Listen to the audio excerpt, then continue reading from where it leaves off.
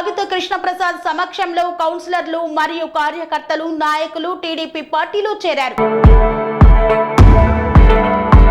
కృష్ణా జిల్లా పెడన నియోజకవర్గం పెడన టీడీపీ పార్టీలో చేరిన మున్సిపల్ 1వ వార్డు కౌన్సిలర్ భల్లా పద్మావతి, 20వ ward councillor Kosanam Karunakumari, Kosanam Satyanarayana, Bhalla Suryachandrarao, MLA Kagitha Krishnaprasad సమక్షంలో కౌన్సిలర్లతో పాటు పలువురు నాయకులు కార్యకర్తలు పార్టీలో చేరారు. టీడీపీ పార్టీ కండువాలు కప్పి కౌన్సిలర్లను ఆహ్వానించారు కాగిత కృష్ణప్రసాద్. ఈ సందర్భంగా కాగిత కృష్ణప్రసాద్ మాట్లాడుతూ తెలుగుదేశం పార్టీ పట్ల ఆకర్షితులై పార్టీలో చేరిన వారిని స్వాగతిస్తున్నామని తెలిపారు. భవిష్యత్తులో కూటమి అభివృద్ధి బాటలో పాలు పంచుకొని ప్రజా సంక్షేమమే ధ్యేయంగా పనిచేయాలని కోరారు. ఈ కార్యక్రమంలో నాయకులు కార్యకర్తలు తదితరులు పాల్గొన్నారు.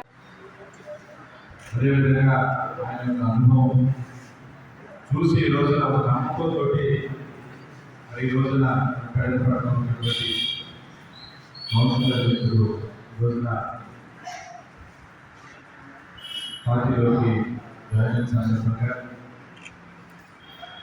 అలాగే యువకులకి అందరికీ ముందుగా నా హృదయపూర్వకమైనటువంటి స్వాగతం పలుకుతా ఉన్నాను. ఈరోజున మరి 1వ వార్డుకు సంబంధించిన కౌన్సిలర్ గారు భల్లా పద్మావతి గారు, అలాగే సూర్యచంద్రరావు గారు, 20వ వార్డు కౌన్సిలర్ శ్రీమతి కోసనం కరుణాకుమారి గారు, సత్యనారాయణ గారు, అలాగే అబ్దుల్ సలాం గారు, రుద్రి మల్లికార్జునరావు గారు, కొత్తపల్లి జగదీశ్వర గారికి పేరు పేరున వారికి తెలుగుదేశం పార్టీలో స్వాగతం. తప్పకుండా మనందరం కూడా కలిసి ముందుకెళ్దాం. ఈ పెడన పట్టణాన్ని అభివృద్ధి బాటలో తీసుకెళ్లే విధంగా మనందరం కూడా ముందుకెళ్దామని చెప్పేసి మీ అందరికీ కూడా తెలియజేసుకుంటూ ఈ రోజున చాలా సంతోషంగా ఉంది. ప్రజలందరూ కూడా ఈ రోజున చంద్రబాబు నాయుడు గారు, అలాగే పవన్ కళ్యాణ్ గారు, మోడీ గారి యొక్క నాయకత్వాన్ని బలపరిచి మరి ఎప్పుడూ లేనటువంటి భారీ మెజార్టీని ఈ రోజున మన పెడన నియోజకవర్గంలో మనకి అందిస్తున్నామని కూడా చూస్తాం. ఎందుకంటే ప్రజలందరూ కూడా గత 5 ఏళ్ళు చాలా ఇబ్బందులు పడ్డారు. వైసీపీ పాలనలో ఎక్కడ చూసినా కానీ లక్ష్య సాధించలేదు తప్ప ఎక్కడా కూడా అభివృద్ధి అనేది ఎక్కడా కూడా చేయలేదు.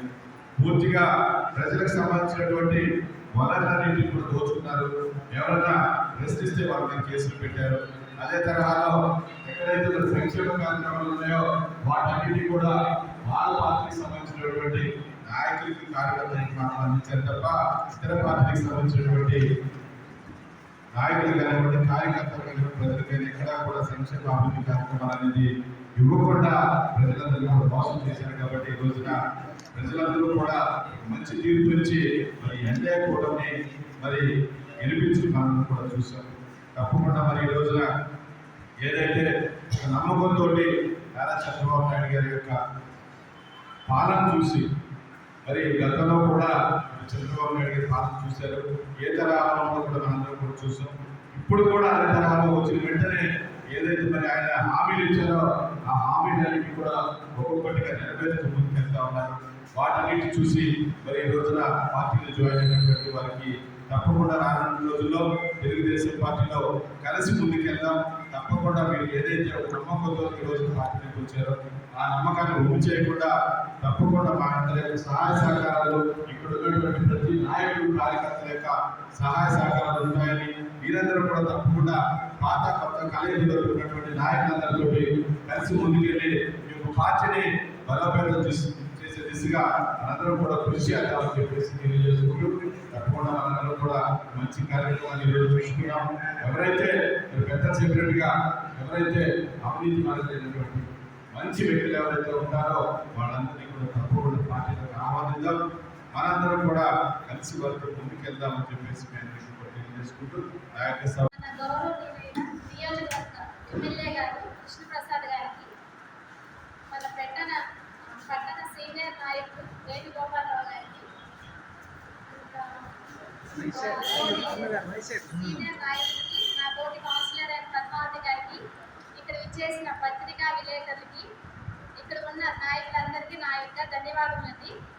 ఈరోజు మేము వైసీపీ పార్టీ నుంచి ఇక్కడ దీంట్లోకి వచ్చామంటే గత ప్రభుత్వం చేసిన పనులు అంటే మనకి అభివృద్ధి దశగా ఉంటుంది అనుకున్నాము. కానీ మన జగన్ గారు ఎక్కువ శాతం సంక్షేమ పథకాలకే పెద్దపీట వేశారు. వార్డు కౌన్సిలర్ అయి ఉండొచ్చు, నాయకులు అయి ఉండొచ్చు, పార్టీలో ఉన్న వాళ్ళందరికీ కొంచెం వీళ్ళకు ప్రమేయం లేకుండానే ఆయన చేసుకుంటూ వెళ్ళిపోయారు.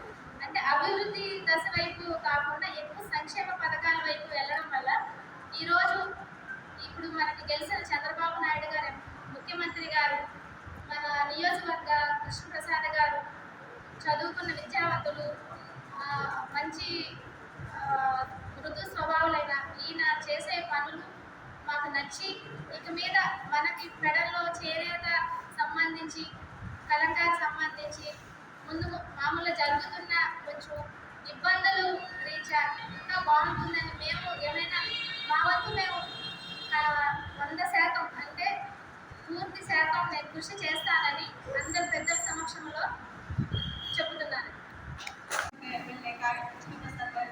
దగ్గర పెట్టండి. అలాగే వేదిక మీద ఉన్న మొట్ట వేణుగోపాల్ గారికి,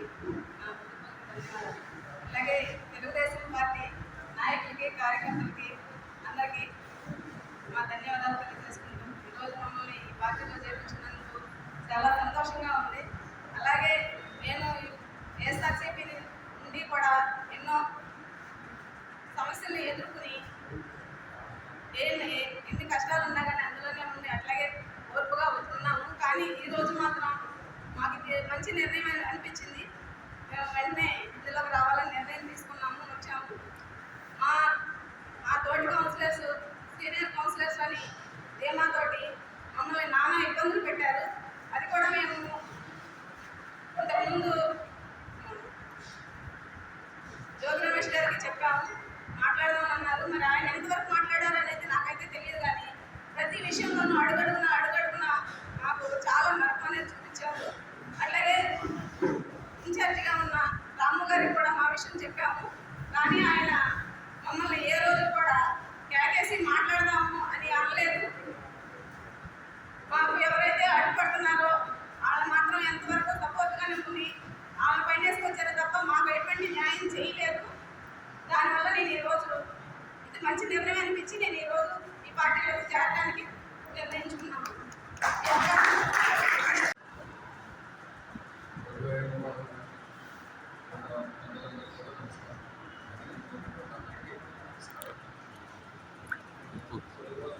నిర్ణయం చేసుకోవడంతో ముఖ్యంగా ఆల్రెడీ నాన్నగారు తెలుగుదేశంలోనే వార్డు కొనసాగి ప్రస్తుతం జగన్మోహన్ గారు అందరికీ ఖర్చు చేస్తున్నారు.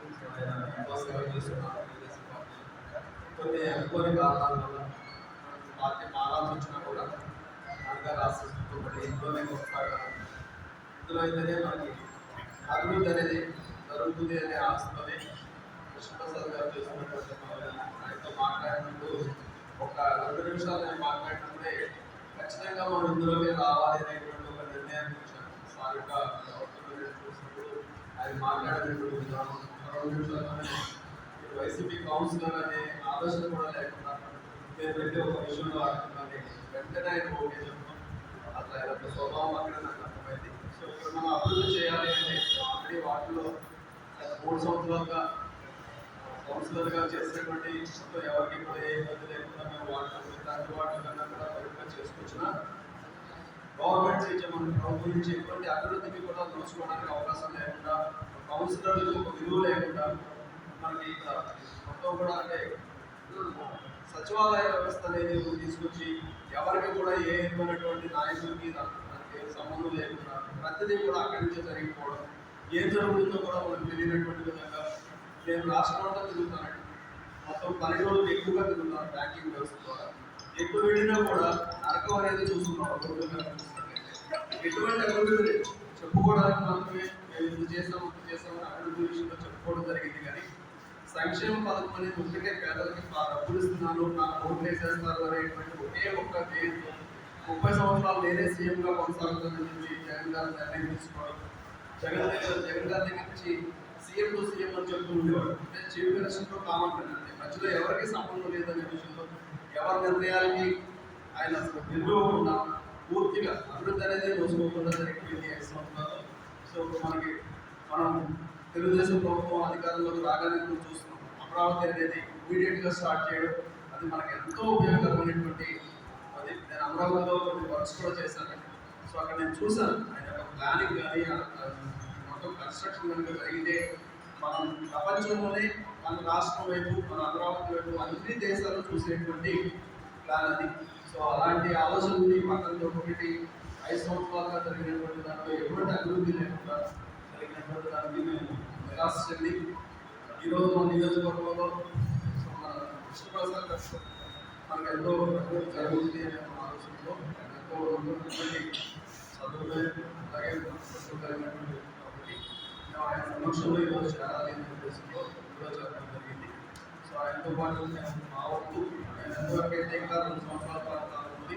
సో ఈ టైంలో నేను ఎంతవరకు చేయగలిగితే అంతవరకు వాటి అభివృద్ధి చేస్తూ సో ఆయన సమక్షంలో ముందు తెలియజేసుకుంటూ Sun Life multi speciality hospital ప్రజలకు నిరంతర వైద్య సేవలు అందిస్తున్న హాస్పిటల్.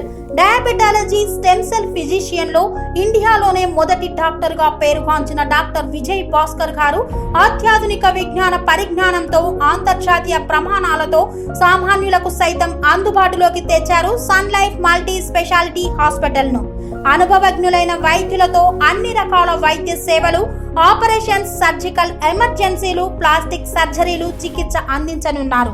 24 గంటలు అందుబాటులో ఫార్మసీ మరియు అంబులెన్స్ సౌకర్యం కలదు. సంప్రదించండి Sun Life multi speciality hospital, Dammaiguda. Contact number 8121678234 9700971100.